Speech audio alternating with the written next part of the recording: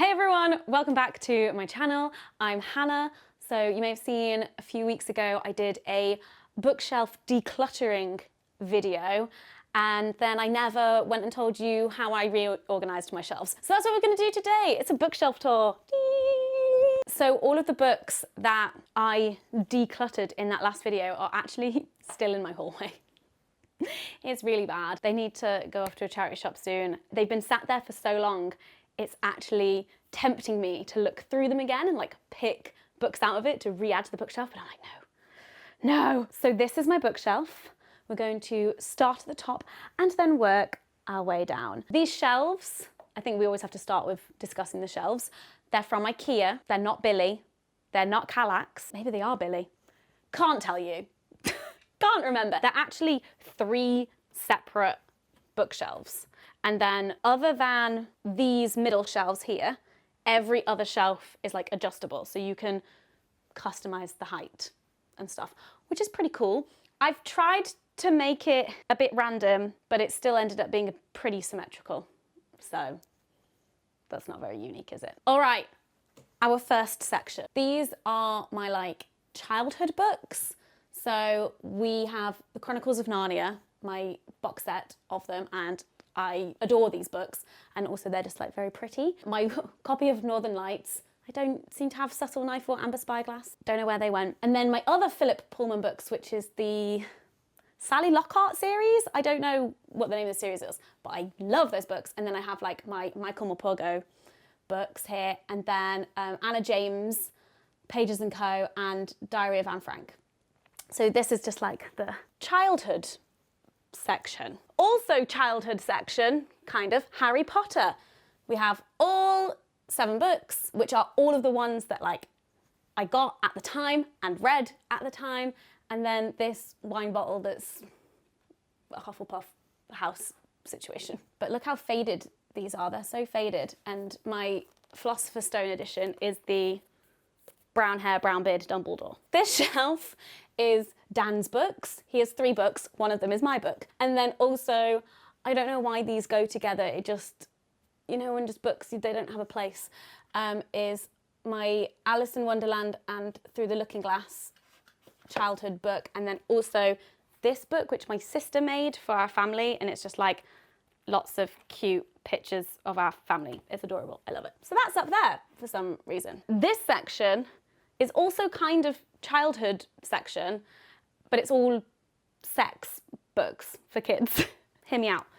We have this book, oh my God, which is actually one that I had, which is called Let's Talk About Where Babies Come From. This was my formative education. And then I have a bunch of books by Ollie Pike, and these are all like LGBTQ+ education for kids. They are great. They're so cute. I love them. And then also V is for vulva, and then a reading guide for adults.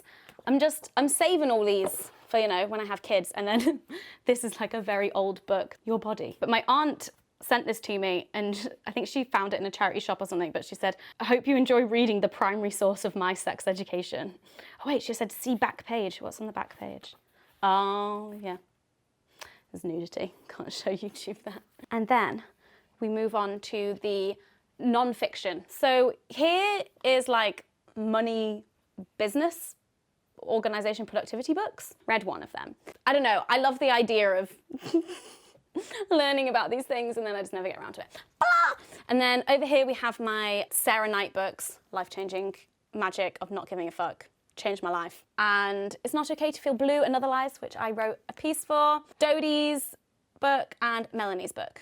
And now I'm on the other side because this is my adult non-fiction bookshelf. There's just lots of great books on here. We've got things that interest me, like maps and geography, the Holocaust, and race, and cults, feminism. And then we come down a shelf, and this is the start of the non-fiction sex and feminism books. This is like my work. This is my research. This is my sex library, if you will. I think I did actually organize these. I just can't, it's just new, so I need to get used to it. So these ones here are like LGBTQ+ books, and then we get into like feminism. Just like all kinds of different feminism, and then also sex work.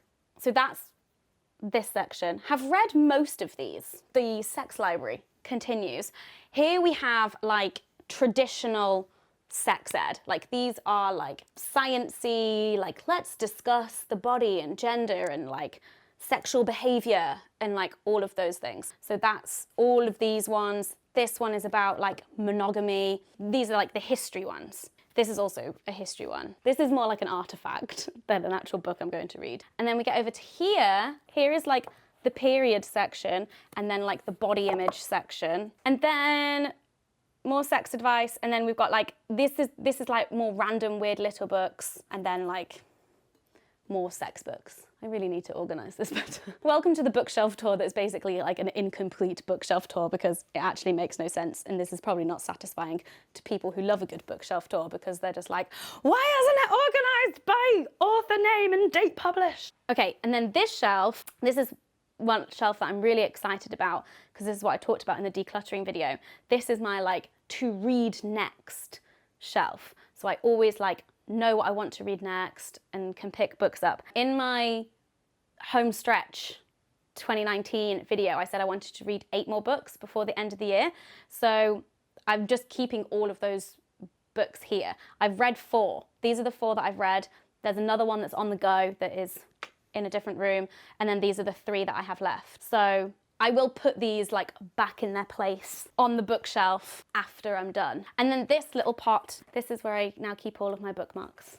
This is the latest addition to my bookmarks. Maybe censor this because I got it at the Vagina Museum and it's basically porn. And then here is adult fiction, and over here is also adult fiction. I've read all of these except for the sequel to How to Build a Girl. The reason why I kept all of these is because I love them so much, and then I ended up like decluttering all of the books that I haven't read because I was just like, they're stressing me out. So this is the only one that I haven't actually read out of all of the adult fiction that I have, other than these ones, which are like my TBR. I don't know if that's a good way around to do it, just to like keep and collect books that you have read. I don't know. I couldn't get rid of any of these books though. I was just like, oh.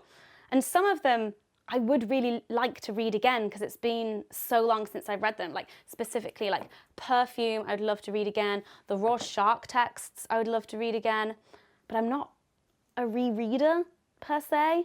The Outcast, I'd love to read that again. I remember loving this, but I'm not sure why. There's that. Right, now I'm gonna squat. And then we head down to the YA section of my bookshelf. Have read all of these. Again, it's the same principle. I just got rid of stuff that was making me stressed because I wasn't reading them. And I kept the ones that I liked and I had read. These are my 2 unread YA books here. This one was gifted to me recently, so I need to check it out. I don't actually know if I intend on reading it. And then this is Angie Thomas's new book. How new is it at this point? I don't know. So they're staying. And then here is my little books. I think I showed the like very short history books in another video. And then just like lots of weird mini books like The Unknown Unknown, all of these like Penguin classics, like this series, I got a few from that.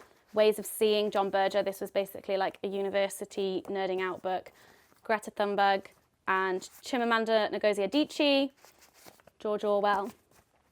There we go, that's those bad boys. This glorious shelf is the Colouringin Shelf. We have some colouring in books, we have like a listography book, I love a good list. Lindsay Doe's Monster Baiting Masters. So it's like lots of pictures of monsters masturbating, you can't see. Pencils, postcards. Down here, we have Game of Thrones, A Song of Ice and Fire.